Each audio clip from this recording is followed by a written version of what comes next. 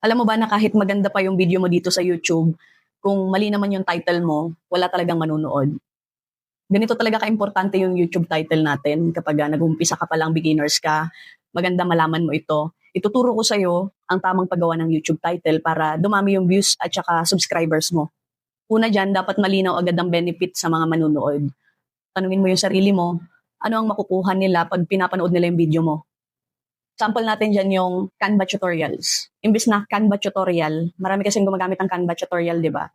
Mas okay na ilagay mo yung papaano kumita sa Canva editing kahit beginner pa lang.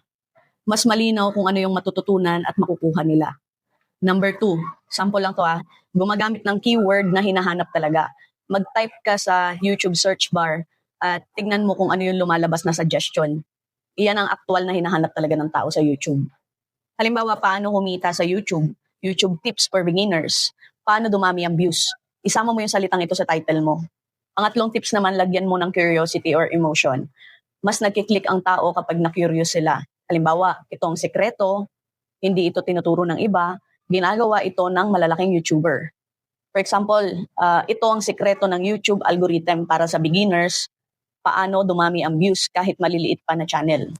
Pang-apat naman, huwag masyadong mahaba yung title mo. Ang best length ng title ay 50 hanggang 60 characters lang.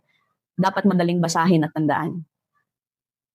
At kung gusto mo pang matuto sa online income, editing, at content ideas, YouTube tips, mother tips, yan, mag-subscribe ka na dito sa channel ko at i-click mo yung bell button para ma-update ka sa mga bago kong tutorials.